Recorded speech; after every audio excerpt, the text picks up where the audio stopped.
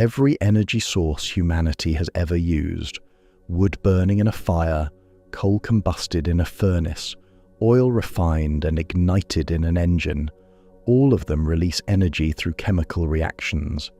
Chemical reactions involve the electrons orbiting atoms, the rearrangement of chemical bonds between atoms in molecules, and the energy released when those bonds form or break.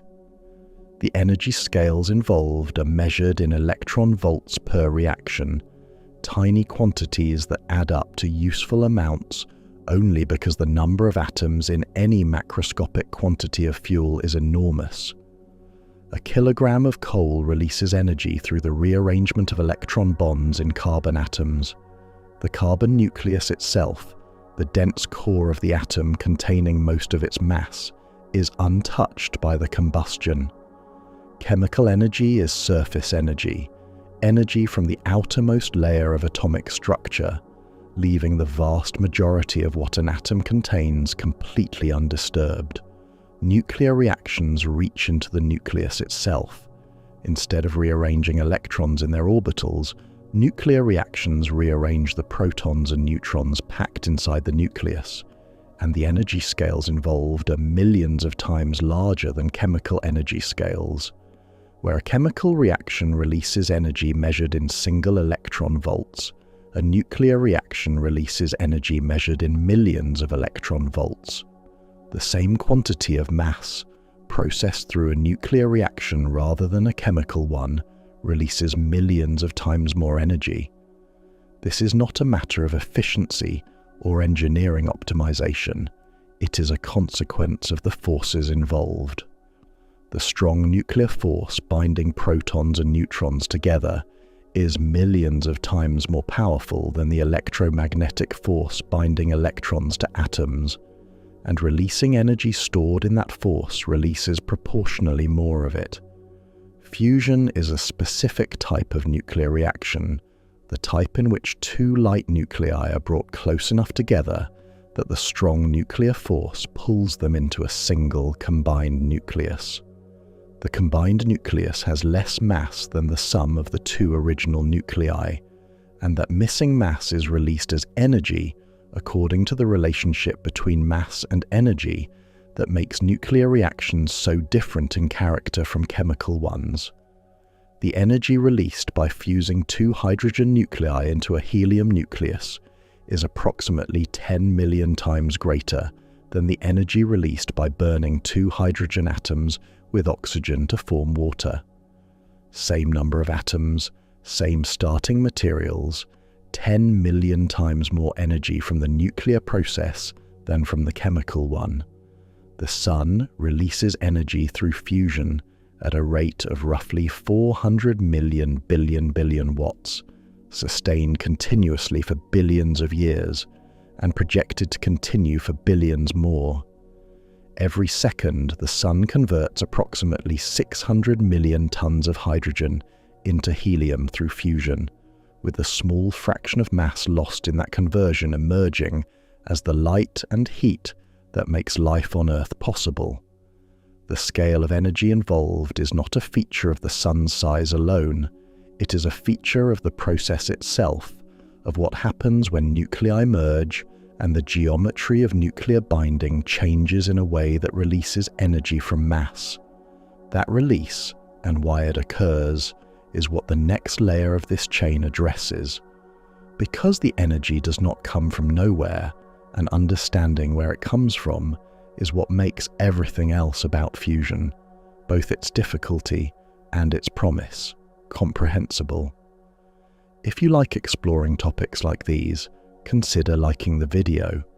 Tell me where you're watching from, and if there is something about the universe you find yourself wondering about, let us know in the comments. With that said, let's get back to the topic. The energy fusion releases is stored in the structure of the nucleus itself, in a quantity called the binding energy, and the reason fusion releases it is written into a curve that describes how tightly nuclei of different sizes hold themselves together. Every atomic nucleus is held together by the strong nuclear force acting between its protons and neutrons. Pulling the nucleus apart into its individual components requires energy, and the amount of energy required is called the binding energy of the nucleus. A nucleus with high binding energy is tightly bound, difficult to disassemble, and stable. A nucleus with low binding energy is loosely bound, easier to disassemble, and generally less stable. The binding energy per nucleon, meaning the binding energy divided by the total number of protons and neutrons in the nucleus, is the quantity that reveals the most about nuclear stability and about where energy can be extracted from nuclear reactions. When the binding energy per nucleon is plotted against the number of nucleons in the nucleus, a curve emerges that is one of the most important graphs in all of physics. The curve rises steeply from hydrogen, which has essentially zero binding energy per nucleon, since a single proton has nothing to bind to, through the light nuclei, reaching a local peak at helium-4, which is exceptionally tightly bound for its size. The curve continues rising through the light and medium nuclei, reaching its global maximum at iron-56 and nickel-62, the most tightly bound nuclei that exist. Beyond iron, the curve descends gradually through the heavy nuclei, reaching uranium and the other heaviest naturally occurring elements at a lower binding energy per nucleon than iron. The shape of this curve is what makes both fusion and fission possible as energy sources, and it determines precisely which reactions release energy and which require it. The rule is simple and absolute. Any nuclear reaction that moves nuclei toward the peak of the curve, toward iron, releases energy. Any reaction that moves nuclei away from the peak requires energy to be supplied. Light nuclei fusing together move up the left side of the curve toward iron, releasing energy in the process. Heavy nuclei splitting apart move down the right side of the curve toward iron, also releasing energy. Iron itself cannot release energy through either fusion or fission, because it is already at the peak, and any reaction moving it away from the peak requires energy, rather than releasing it. For fusion specifically, the energy release comes from the difference in binding energy per nucleon between the starting nuclei and the product nucleus. When two hydrogen nuclei fuse into a helium nucleus, the helium nucleus sits higher on the binding energy curve than the hydrogen nuclei. Each nucleon in the helium nucleus is more tightly bound than each nucleon was in the separate hydrogen nuclei. That increase in binding energy per nucleon, multiplied by the number of nucleons involved, is the energy released by the reaction. It does not come from nowhere, it comes from the mass of the system, because the more tightly bound helium nucleus has less mass than the two hydrogen nuclei combined, and that mass difference, converted through the mass-energy relationship, is precisely the energy released. The binding energy curve also explains why fusion reactions involving the lightest nuclei release the most energy per nucleon. The left side of the curve is steep, meaning that small nuclei gain a large amount of binding energy per nucleon when they fuse. Hydrogen fusing to helium releases more energy per nucleon than helium fusing to carbon, which releases more than carbon fusing to oxygen, and so on up the curve toward iron, where the gains diminish to zero. The most energetically productive fusion reactions are those involving the lightest available nuclei, and the most productive of all involve isotopes of hydrogen, the lightest element, fusing into helium, sitting near the steep early part of the curve. This is why fusion research focuses on hydrogen isotopes rather than heavier elements, and why the Sun, which fuses hydrogen, releases so much more energy per kilogram of fuel than any fusion reaction involving heavier starting materials would. The binding energy curve selects the optimal fuel and that fuel is the most abundant element in the universe. The binding energy curve establishes that fusion releases energy. It does not explain why fusion is difficult.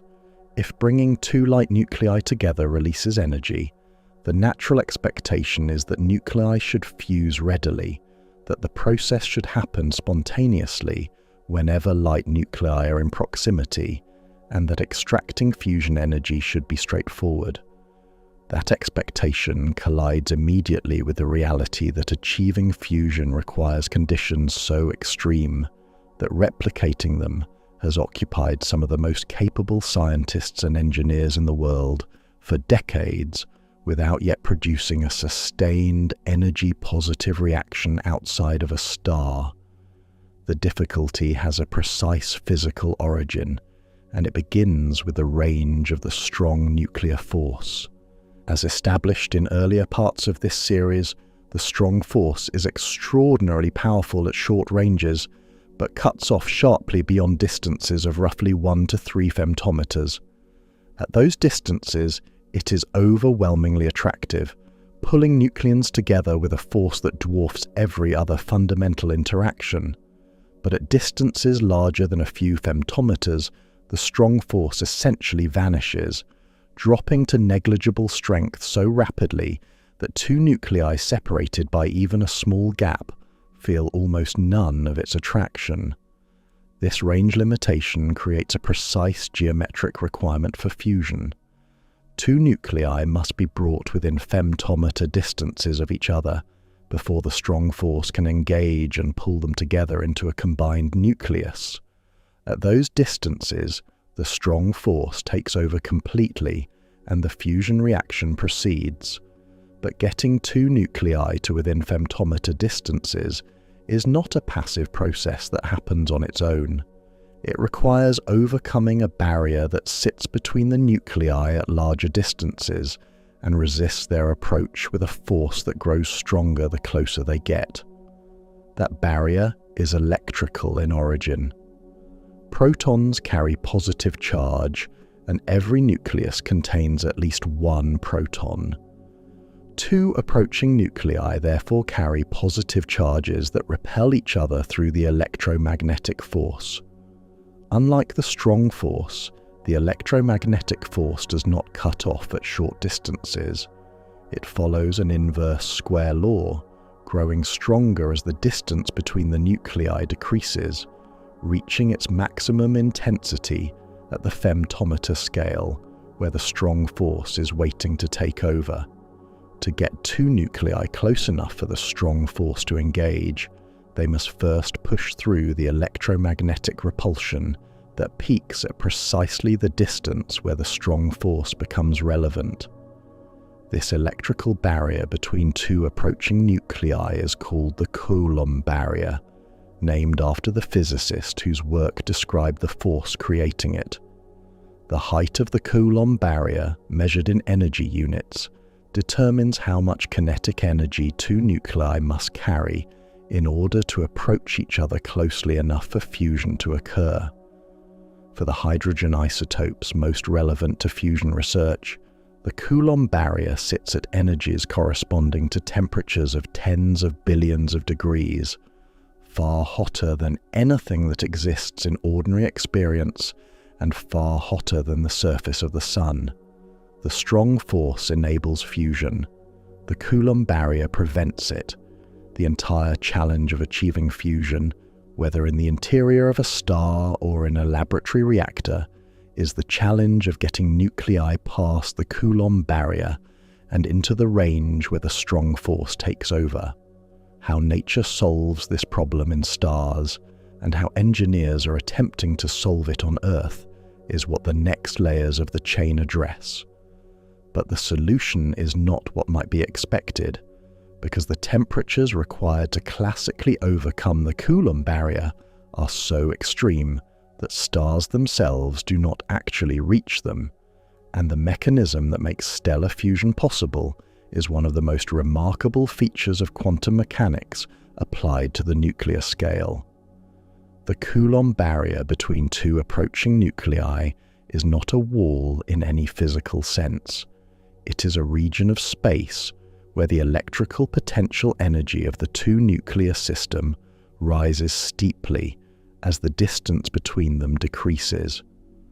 Approaching nuclei convert kinetic energy into electrical potential energy as they push against each other's repulsion, slowing as they climb the barrier, stopping if their initial kinetic energy is insufficient to reach the top, and rolling back apart if they cannot get close enough for the strong force to engage. The barrier is a continuous energy landscape, not a discrete obstacle, and its height is determined by the charges of the two nuclei and the distance at which the strong force becomes dominant.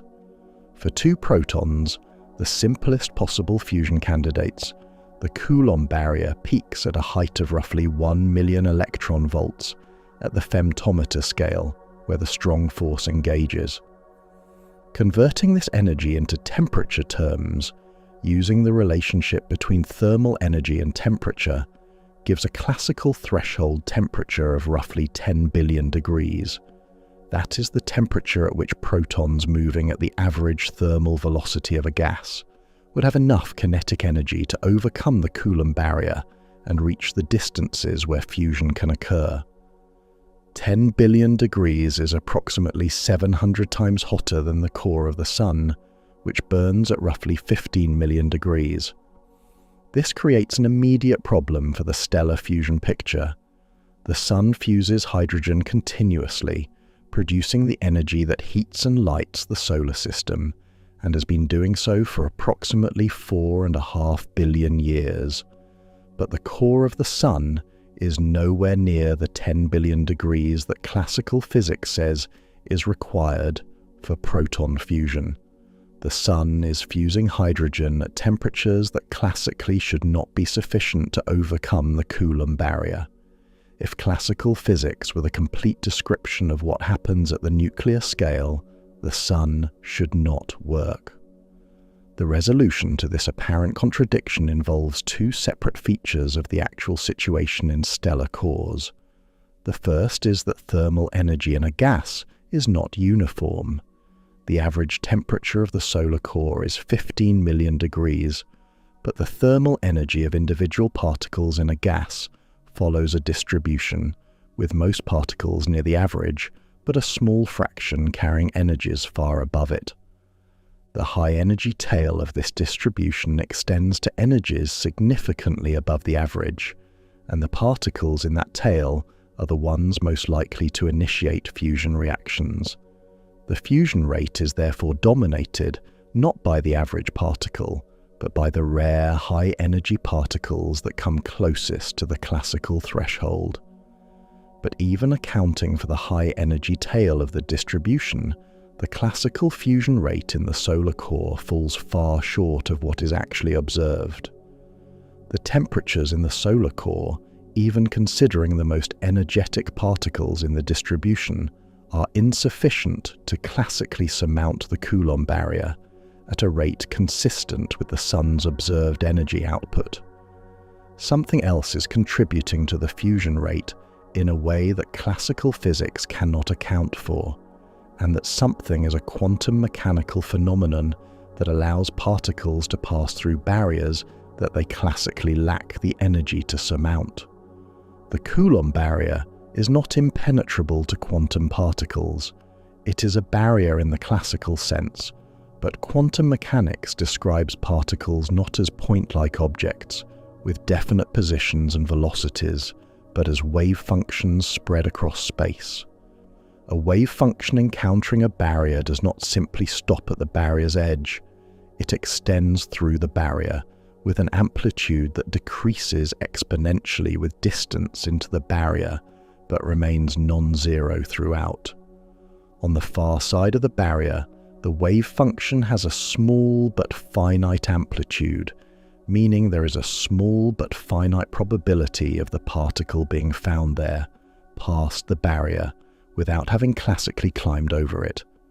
This phenomenon is quantum tunneling, and in the context of nuclear fusion, it is not a minor correction to the classical picture. It is the mechanism that makes fusion in stars possible at all.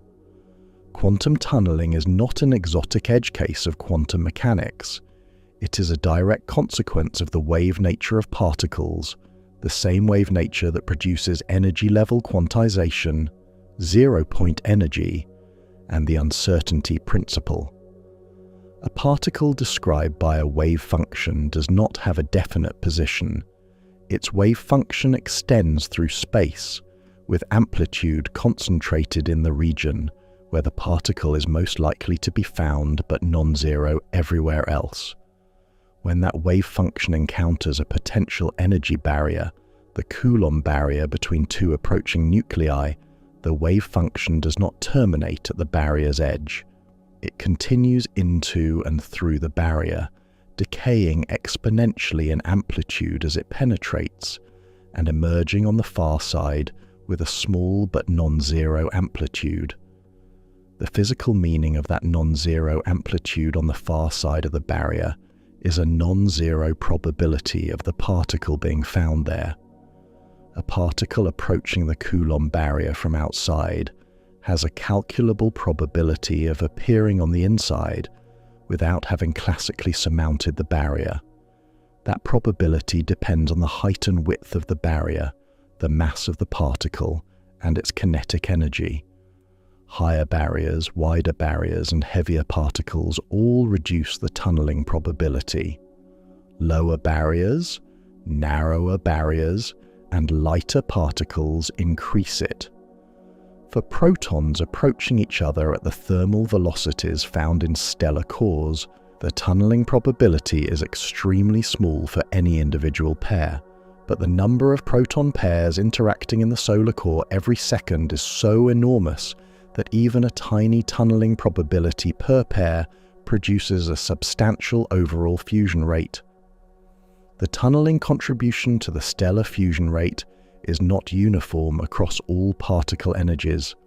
At very low energies, the tunneling probability is extremely small because the particles approach the barrier slowly and the wave function penetration is minimal. At very high energies, the classical barrier is nearly surmounted and tunneling probability is high, but there are very few particles at those energies in the thermal distribution. The fusion rate peaks at an intermediate energy range, called the gamma window, where the tunneling probability is high enough and the number of particles at that energy is sufficient to produce significant fusion events. The gamma window sits well below the classical threshold for barrier surmounting, which is why stellar cores at 15 million degrees can sustain fusion despite being classically far too cool. Tunneling does more than make stellar fusion possible. It determines the rate at which fusion occurs, and therefore the luminosity of stars, the time scale of stellar evolution, and ultimately the lifetime of any star burning hydrogen. The Sun's relatively slow fusion rate, slow enough that it has been burning for 4.5 billion years and will continue for roughly another 5 billion, is a direct consequence of the small tunneling probability for proton-proton fusion at solar core temperatures. A slightly higher tunneling probability would have burned the Sun's hydrogen faster, producing a shorter-lived and brighter star. A slightly lower probability would produce a dimmer, longer-lived star. The tunneling probability is set by fundamental constants of nature, and those constants determine the timescale on which stars live and die. For fusion research on Earth, tunneling is also present and also contributes to the reaction rate, but the approach taken in laboratory fusion is different from the stellar approach in an important way. Stars achieve their fusion rates through an enormous volume of plasma at moderate temperature, with a vast number of particle interactions compensating for the low tunneling probability per pair. Laboratory fusion cannot replicate stellar volumes, but it can reach much higher temperatures than stellar cores, pushing particles to higher energies where the tunneling probability is larger and the classical barrier is more nearly surmounted. The engineering challenge of laboratory fusion is therefore not to replicate stellar conditions, but to achieve different conditions, higher temperatures in smaller volumes, that produce comparable fusion rates through a different balance of temperature and density than the one stars use. The Sun fuses hydrogen through a sequence of reactions called the proton-proton chain, a multi-step process in which 4 protons are progressively combined into a single helium-4 nucleus through a series of intermediate steps involving weak force interactions, positron emission, and neutrino production. The net result is the conversion of 4 protons into 1 helium-4 nucleus, 2 positrons, 2 neutrinos, and energy in the form of gamma radiation. The energy released per reaction chain is approximately 26 million electron volts, and the rate at which these chains complete in the solar core produces the Sun's total luminosity.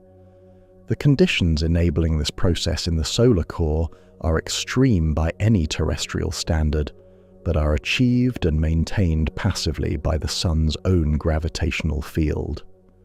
The core sits under the weight of the entire solar mass above it, compressed to a density roughly 150 times that of liquid water and heated to 15 million degrees by the gravitational energy released during the Sun's formation and by the ongoing fusion reactions themselves. At that density and temperature, the solar core contains a plasma of bare protons and electrons, stripped of their atomic structure by the thermal energy, moving at velocities high enough that a small fraction of encounters result in fusion through quantum tunneling. The Sun maintains these conditions through a self-regulating feedback mechanism that has kept it stable for billions of years. If the fusion rate increases, the additional energy output increases the pressure in the core, causing it to expand slightly. The expansion reduces the density and temperature, which reduces the fusion rate back toward equilibrium. If the fusion rate decreases, the core cools and contracts under gravity, increasing density and temperature until the fusion rate rises back to equilibrium. This thermostat keeps the Sun burning at a stable rate across timescales measured in billions of years, with the gravitational compression providing the confinement that holds the plasma together, and the fusion energy providing the pressure that prevents complete gravitational collapse. The elegance of this arrangement conceals an important feature that becomes critical when fusion is attempted on Earth. The Sun achieves its fusion rate not through extraordinarily high temperatures, but through an extraordinarily large volume of plasma held together by an extraordinarily large gravitational field. The fusion rate per unit volume in the solar core is actually quite low. A cubic meter of solar core material produces roughly the same power as a human body through metabolic processes, a few hundred watts. The Sun's total luminosity is enormous, not because each cubic meter of its core is highly productive, but because the Sun contains an almost incomprehensibly large number of cubic meters of core material, all producing their small contributions simultaneously. This is precisely what makes replicating stellar fusion on Earth so difficult. A terrestrial fusion reactor cannot use gravity as its confinement mechanism. The gravitational field required to confine a plasma at stellar densities and temperatures would require a mass comparable to a star, which is not an engineering option. Without gravitational confinement, a terrestrial reactor must confine its plasma by other means, and those means must compensate for the vastly smaller volume available by achieving substantially higher temperatures and densities than the solar core uses. A laboratory fusion plasma must be hotter than the solar core, not cooler, because it lacks the Sun's volume, and must therefore push each cubic meter of plasma to a higher individual productivity to compensate for having so much less of it. The temperature required for a terrestrial fusion reactor to achieve a useful energy output is therefore not 15 million degrees, but closer to 100 million degrees, roughly 7 times hotter than the solar core. At that temperature, with the right fuel and sufficient density, the fusion rate per unit volume becomes high enough that a compact reactor can produce useful amounts of power. Achieving and sustaining 100 million degrees in a confined plasma is the central engineering challenge of fusion energy, and every approach to fusion on Earth is an approach to that specific problem. The choice of fuel for a terrestrial fusion reactor is not arbitrary. The binding energy curve establishes that any fusion of light nuclei releases energy, but the rate at which different fusion reactions occur at achievable temperatures varies enormously, and the products of different reactions have different properties that affect the engineering of any practical reactor. The fuel choice for terrestrial fusion is therefore determined by a combination of the reaction rate at accessible temperatures, the energy released per reaction, the availability of the fuel, and the nature of the products produced. The reaction that proceeds fastest at the temperatures achievable in laboratory plasmas is the fusion of deuterium and tritium, 2 isotopes of hydrogen. Deuterium contains 1 proton and 1 neutron in its nucleus. Tritium contains 1 proton and 2 neutrons. When a deuterium nucleus and a tritium nucleus fuse, they form a helium-4 nucleus, also called an alpha particle, containing 2 protons and 2 neutrons, and a free neutron. The energy released by this reaction is approximately 17.5 million electron volts per fusion event, distributed between the alpha particle and the neutron in a ratio determined by conservation of momentum. The alpha particle carries approximately 3.5 million electron volts, and the neutron carries approximately 14 million electron volts. This energy distribution matters enormously for reactor engineering. The alpha particle is a charged particle, and charged particles interact strongly with the surrounding plasma through electromagnetic forces. The alpha particle produced in each deuterium-tritium fusion event deposits its energy back into the plasma almost immediately, heating it and helping to sustain the conditions needed for further fusion reactions. This self-heating mechanism, called alpha heating, is essential to achieving ignition, the condition where the plasma sustains its own temperature without external energy input.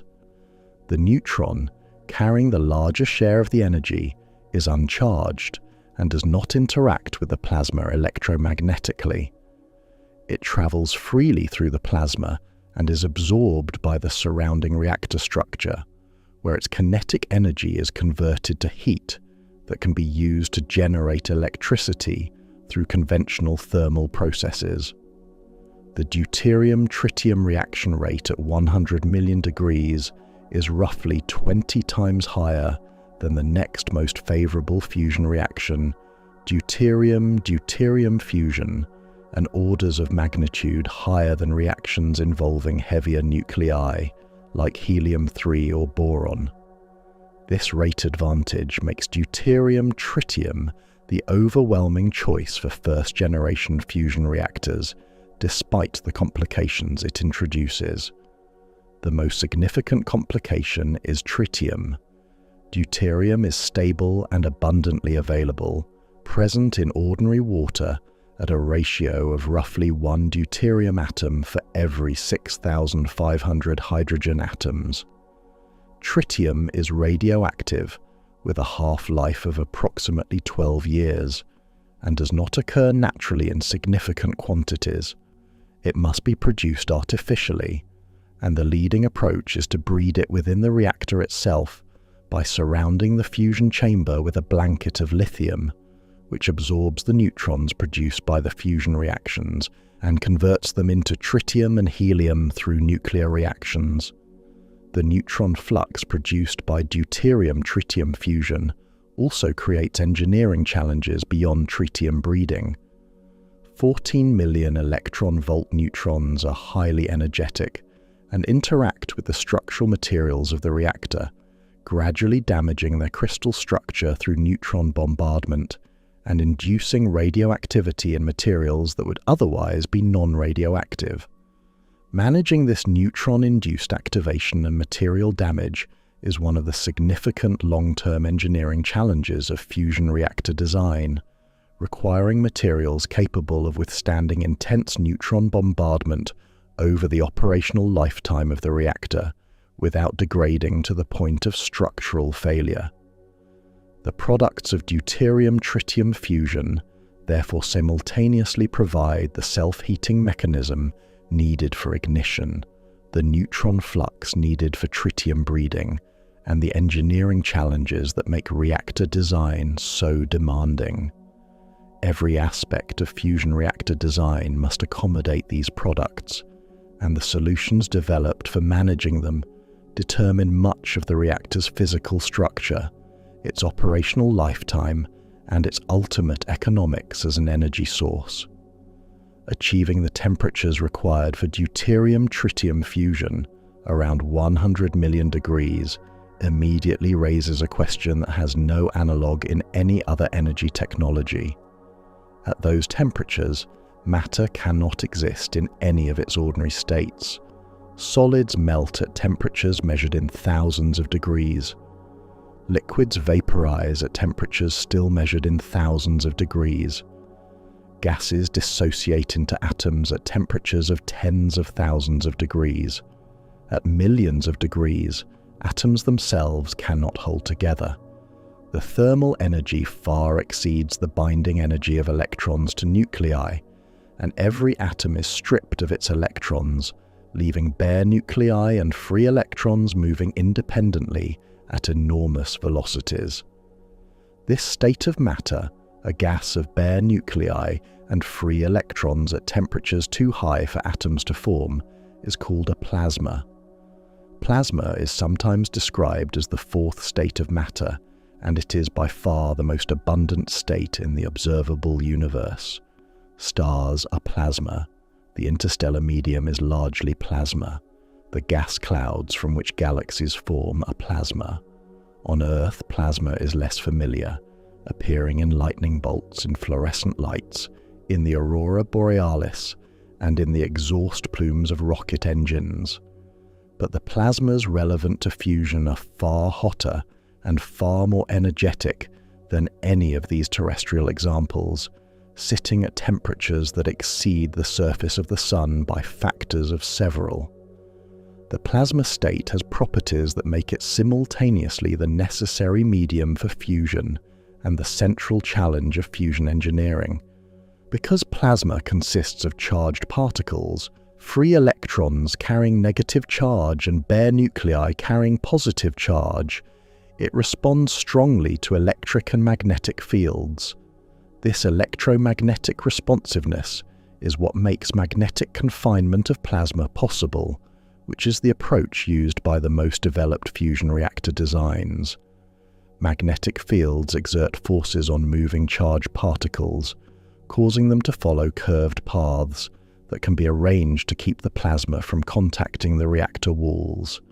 A sufficiently strong and correctly configured magnetic field can confine a plasma in a stable configuration, preventing it from cooling through contact with colder surfaces and allowing it to maintain the temperatures needed for fusion. But the electromagnetic responsiveness of plasma also makes it inherently unstable in ways that have no equivalent in the confinement of neutral gases. A plasma confined by a magnetic field is subject to a wide variety of instabilities, collective behaviors in which small perturbations in the plasma's density or temperature grow rather than damping out, driving the plasma toward the walls of the confinement vessel and disrupting the magnetic configuration.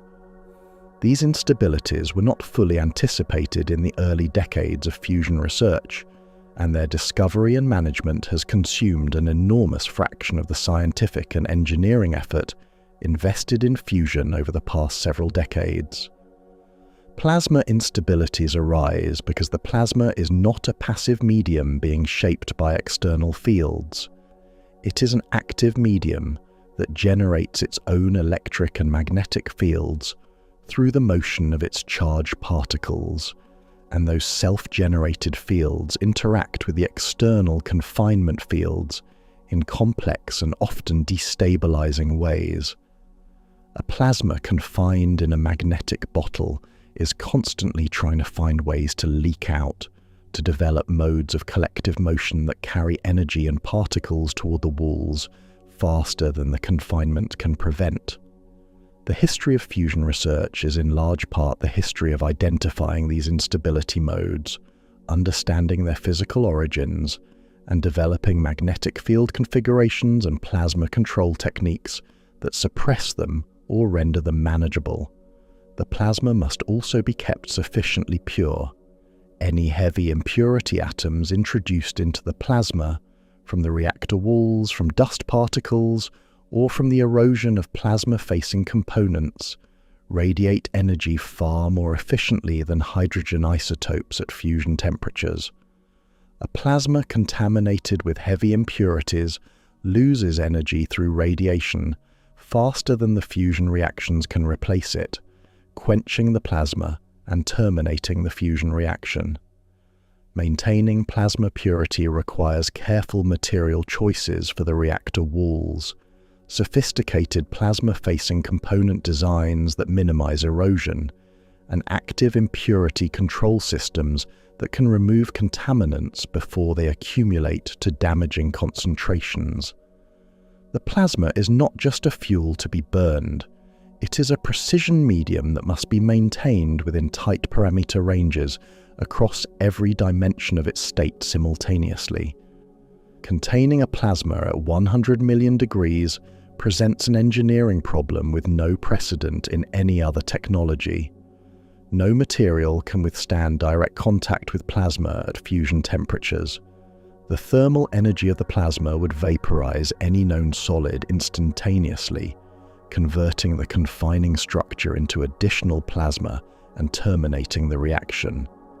The plasma must therefore be confined without touching anything, suspended in the interior of the reactor by forces that keep it away from all material surfaces, while maintaining the density and temperature needed for fusion reactions to proceed at a useful rate.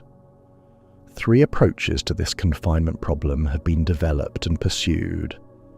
The first, gravitational confinement, is what stars use and is unavailable to terrestrial engineering for the reasons already established. The second, magnetic confinement, uses strong magnetic fields to trap the charged particles of the plasma in configurations that keep them away from reactor walls. The third, inertial confinement, compresses a small pellet of fusion fuel so rapidly and so intensely that fusion reactions occur before the compressed plasma has time to fly apart. Each approach addresses the confinement problem differently, and each has its own engineering challenges and its own developmental trajectory. Magnetic confinement works because charged particles moving through a magnetic field experience a force perpendicular to both their velocity and the field direction, causing them to follow helical paths that spiral along magnetic field lines rather than traveling in straight lines. A particle following a helical path along a closed magnetic field line is effectively trapped, circling the line indefinitely rather than drifting freely through space. If the magnetic field lines are arranged to form closed loops, the particles following them are confined within a closed volume, unable to reach the reactor walls as long as they remain on their field lines. The simplest closed magnetic geometry is a torus, a donut-shaped volume in which the magnetic field lines wrap around the interior in closed loops. A plasma confined in a toroidal magnetic field would be trapped within the torus, following field lines that never intersect the walls. But a purely toroidal magnetic field creates a pressure imbalance across the torus, with the field stronger on the inside of the donut than the outside, that causes the plasma to drift outward and eventually reach the walls. This drift must be corrected by adding a secondary magnetic field component that twists the field lines into helical paths as they wrap around the torus, averaging out the pressure imbalance over each complete circuit of the torus. The most developed magnetic confinement configuration, called the tokamak, generates this helical twist by running a large electrical current through the plasma itself. The plasma current produces a magnetic field that combines with the external toroidal field to create the twisted helical field lines needed for stable confinement. The tokamak configuration has produced the best plasma performance of any magnetic confinement approach, achieving the highest temperatures, densities, and confinement times of any device built to date. But driving the plasma current in a tokamak requires either pulsed operation, with the current driven inductively like a transformer, or additional external current driving systems that add complexity and consume power. An alternative magnetic configuration called the stellarator achieves the helical field line twist entirely through the geometry of external magnetic coils without requiring a plasma current. This makes the stellarator inherently capable of steady-state operation, a significant advantage for a power plant, but the complex three-dimensional coil geometries required are extraordinarily difficult to design and manufacture with the precision needed for stable confinement. Both configurations represent decades of engineering development, and both are being actively pursued as potential paths to a practical fusion power plant. Confining a plasma at fusion temperatures is necessary, but not sufficient for a practical fusion energy source. The plasma must also produce more energy from fusion reactions than is required to heat it and maintain its confinement. This condition, called ignition, or more precisely energy break-even and beyond, is the threshold that separates a fusion experiment from a fusion power source, and reaching it has been the central goal of fusion research for decades. The energy balance of a fusion plasma involves three quantities. The first is the fusion power produced, which depends on the temperature, density, and confinement time of the plasma. Higher temperature increases the reaction rate up to an optimal point. Higher density increases the number of fusion events per unit volume per unit time. Longer confinement time allows more energy to be extracted from the plasma before it cools or disperses. The fusion power scales with the product of the density squared and a temperature-dependent reaction rate factor, meaning that doubling the density quadruples the fusion power at fixed temperature and confinement time. The second quantity is the power lost from the plasma through various channels. At fusion temperatures, energy escapes the plasma through thermal conduction, along magnetic field lines, through radiation from the plasma, including both Bremsstrahlung radiation from electron-ion collisions and synchrotron radiation from electrons spiraling along magnetic field lines, and through particle transport across field lines driven by plasma instabilities. The rate of energy loss determines how much power must be continuously supplied to maintain the plasma temperature against these losses. The third quantity is the alpha heating power, the energy deposited back into the plasma by the charged alpha particles produced in deuterium-tritium fusion reactions. As established earlier, each fusion event produces an alpha particle carrying 3.5 million electron volts that is deposited directly into the plasma. If the fusion rate is high enough, alpha heating can supply all the power needed to maintain the plasma temperature against losses, allowing the external heating systems to be turned off. This self-sustaining condition is ignition in its strictest sense, and it is the condition that a power-producing fusion reactor must achieve to generate net energy. The condition for ignition was analysed by British physicist John Lawson in 1955, and his analysis produced a criterion relating the plasma density and confinement time to the temperature required for self-sustaining fusion. The Lawson criterion, expressed as a minimum value of the product of plasma density and energy confinement time at a given temperature, defines the boundary between a plasma that cools faster than fusion heats it and a plasma that sustains or increases its own temperature through alpha heating. Meeting the Lawson criterion requires simultaneously achieving high density, long confinement time, and sufficient temperature, and the difficulty of achieving all three simultaneously in a confined plasma is what has made ignition so elusive. Progress toward the Lawson criterion has been steady but slow across the decades of fusion research. Each generation of tokamak has improved on the previous one, achieving higher temperatures, better confinement, and higher densities. In December 2022, the National Ignition Facility in California, using the Inertial Confinement Approach, achieved fusion ignition for the first time in a laboratory setting, producing more energy from fusion reactions than the laser energy delivered to the target. This milestone confirmed that ignition is physically achievable and represented a fundamental proof of concept for fusion energy. But the energy delivered to the target was itself only a small fraction of the total electrical energy consumed by the laser system, meaning that a practical power plant remains a significant engineering challenge beyond the ignition demonstration. The gap between scientific ignition and a commercially viable power plant is substantial, involving improvements in driver efficiency, target fabrication, repetition rate, and energy capture that collectively require another generation of engineering development.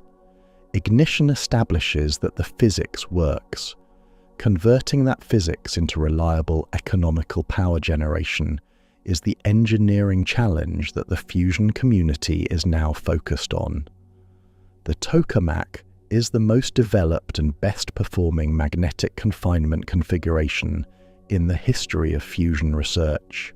Its name comes from a Russian acronym describing its geometry, a toroidal chamber with magnetic coils, and it was developed in the Soviet Union in the 1950s and 1960s, before being recognized internationally as the leading approach to magnetic confinement fusion.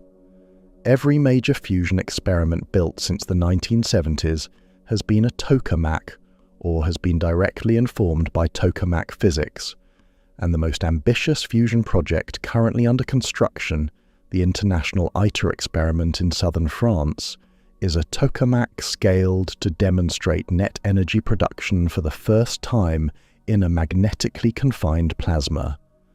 The tokamak's performance is characterized by a dimensionless parameter called beta, which measures the ratio of the plasma pressure to the magnetic pressure confining it. Higher beta means more plasma pressure for a given magnetic field strength, which generally means more fusion power for a given magnet cost. But tokamaks become unstable above a critical beta value, developing large-scale disruptions in which the plasma current collapses suddenly, the magnetic confinement fails, and the plasma energy is deposited on the reactor walls in a rapid and potentially damaging pulse. Managing and preventing disruptions is one of the central operational challenges of tokamak design, requiring sophisticated real-time control systems that can detect the early signatures of an impending disruption and intervene before it occurs. The magnetic fields in a tokamak are generated by superconducting coils carrying enormous electrical currents without resistance. Modern tokamaks use low-temperature superconductors cooled by liquid helium to near absolute zero, allowing the coils to carry the currents needed for strong magnetic fields without consuming power in resistive heating. The ITER tokamak uses superconducting coils that will carry currents of up to 68,000 amperes, producing magnetic fields of up to 11 Tesla in the coil windings. These are among the largest superconducting magnet systems ever built, representing a significant fraction of the total engineering complexity and cost of the device. Recent developments in high-temperature superconductor technology have opened a new pathway for tokamak design. High-temperature superconductors, which operate at temperatures achievable with liquid nitrogen rather than liquid helium, can carry far higher current densities than conventional low-temperature superconductors, allowing much stronger magnetic fields to be produced in more compact coil geometries. A stronger magnetic field confines plasma more effectively, allowing a smaller plasma volume to achieve the same performance as a larger volume at lower field strength. This scaling relationship means that high-field compact tokamaks could potentially achieve fusion conditions in devices physically much smaller and less expensive than conventional large-scale tokamaks, dramatically reducing the cost and development time for fusion power plants. Several private companies have pursued this compact high-field tokamak approach, most prominently Commonwealth Fusion Systems, which is developing a tokamak called Spark, intended to demonstrate net energy gain from a magnetically confined plasma in a device roughly 1/40th the volume of ITER. The high-temperature superconductor magnets required for Spark were demonstrated at the required field strength in 2021, validating the core technology. If Spark achieves its goals, it would represent a significant compression of the timeline for fusion energy and a validation of the compact high-field approach as a viable alternative to the large-scale international collaboration model represented by ITER. The Tokamak Approach, whether in its large-scale conventional form or its compact high-field variant, faces common challenges beyond disruption management and magnet technology. The plasma-facing components that line the interior of the vacuum vessel must withstand enormous heat fluxes from the plasma, particularly at the diverter, the region where magnetic field lines are deliberately directed towards specially designed target plates to remove heat and impurities from the plasma edge. Heat fluxes at the diverter in a burning plasma can exceed those at the surface of the Sun, and developing materials capable of withstanding these conditions across the operational lifetime of a power plant is one of the most demanding materials science challenges in the entire fusion program. Magnetic confinement holds plasma in place long enough for fusion reactions to occur by preventing it from expanding. Inertial confinement takes the opposite approach, compressing fusion fuel so rapidly and so intensely that reactions occur before the compressed plasma has time to fly apart. The confinement is provided not by any external field, but by the inertia of the fuel itself, the resistance of matter to rapid acceleration, which delays the plasma's expansion for the nanoseconds needed for a significant fraction of it to fuse. The fuel in inertial confinement fusion is a small spherical pellet, typically a few millimeters in diameter, containing a shell of frozen deuterium-tritium ice surrounding a cavity of deuterium-tritium gas. The pellet is illuminated simultaneously from all directions by intense laser pulses or other drivers, which ablate the outer surface of the pellet, driving a rocket-like implosion that compresses the interior to densities and temperatures far exceeding those in the solar core. The compressed central hotspot, if it reaches ignition conditions, initiates a fusion burn that propagates outward through the surrounding compressed fuel, consuming a significant fraction of it before the assembly flies apart. The National Ignition Facility in California uses 192 laser beams, delivering up to 2 megajoules of ultraviolet light to each target in pulses lasting a few nanoseconds. The December 2022 ignition shot produced approximately 3.15 megajoules of fusion energy from approximately 2.05 megajoules of laser energy delivered to the target, achieving a target gain greater than 1 for the first time. The challenge remaining is that the laser system itself consumed roughly 300 megajoules of electrical energy to produce those 2 megajoules of laser light, meaning overall system efficiency remains far below what a power plant would require. Building a fusion reactor requires solving engineering problems at extremes that no other technology has confronted simultaneously. The plasma must be hotter than the solar core. The magnets must operate near absolute zero. The structural materials must withstand intense neutron bombardment for years. The plasma-facing components must survive heat fluxes exceeding those at the solar surface. All of these requirements must be met simultaneously in a single integrated device that operates reliably and economically. The materials challenge is particularly acute. Neutrons produced by deuterium-tritium fusion carry 14 million electron volts of energy and interact with structural materials by displacing atoms from their crystal lattice positions, creating defects that accumulate over time and progressively degrade mechanical properties. Materials that perform well under ordinary conditions become brittle, swell, or lose strength under sustained neutron bombardment. Developing materials that maintain structural integrity across years of neutron exposure at fusion-relevant fluxes requires dedicated testing facilities and long development timelines, since the only way to fully validate a material's performance is to expose it to the actual neutron environment it will face in a reactor. Tritium handling presents its own engineering complexity. Tritium is radioactive, diffuses readily through metals at elevated temperatures, and must be carefully contained throughout the fuel cycle. A fusion power plant will breed tritium in its lithium blanket, extract it, purify it, and re-inject it as fuel in a closed loop that must be essentially leak-proof. The total tritium inventory in a fusion power plant must be carefully managed, since tritium is both a radiological hazard and a valuable fuel that cannot be wasted.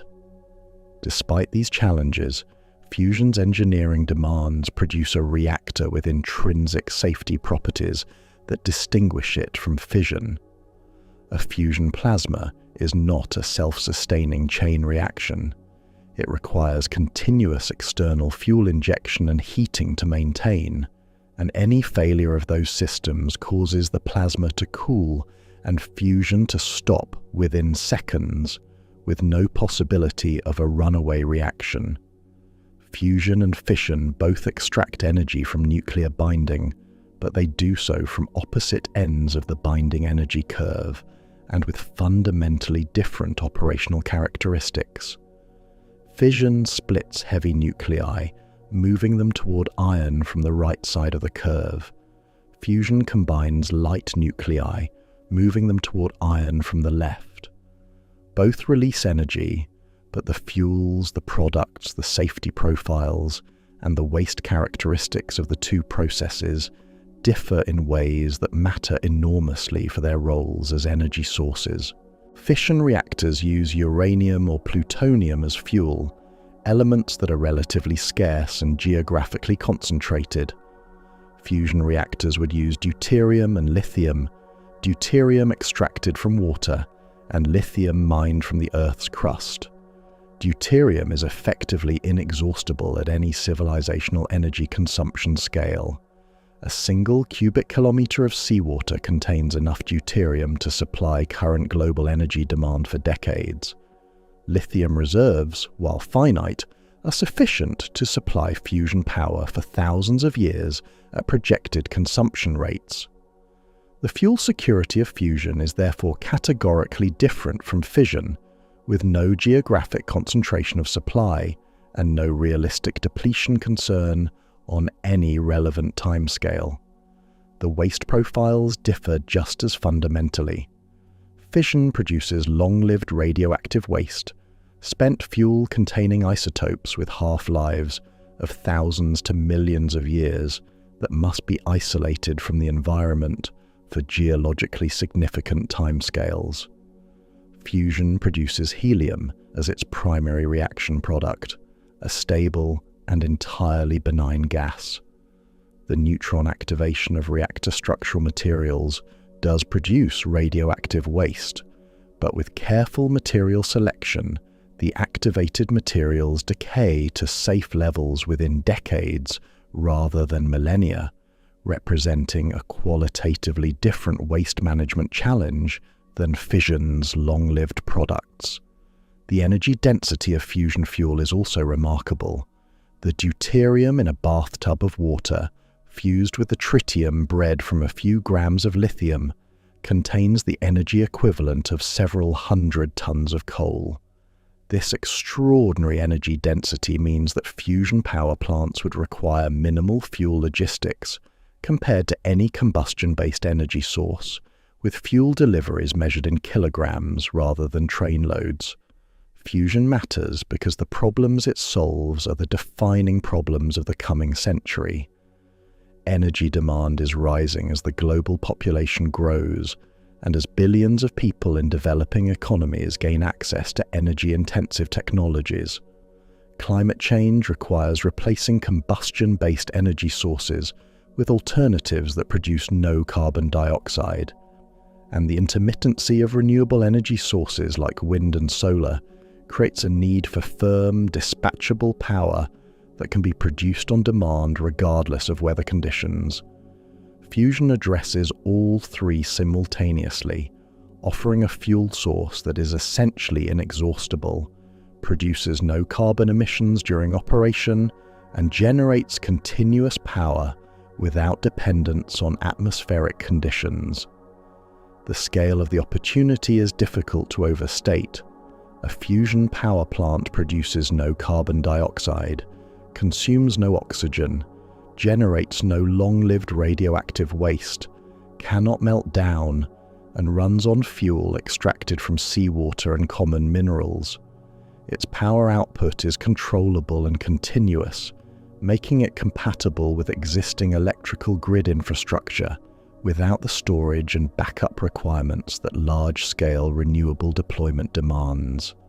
A civilization with access to commercial fusion power would have effectively unlimited clean energy for as long as the oceans contain water and the crust contains lithium, timescales measured in millions of years. The remaining gap between current fusion experiments and commercial power plants is real and should not be minimized. Sustained ignition in a magnetically confined plasma has not yet been achieved. The materials capable of surviving a fusion neutron environment across decades of operation have not been fully developed or validated. The economics of fusion power at commercial scale remain uncertain. These are genuine engineering challenges requiring continued investment and development across decades. But the physics is established. Fusion works. The energy is there, encoded in the binding energy curve, released through the strong force, enabled by quantum tunneling, demonstrated in every star in the observable universe. The question is no longer whether fusion can produce energy. It is whether the engineering can be completed in time to contribute meaningfully to the energy transition that the next several decades require.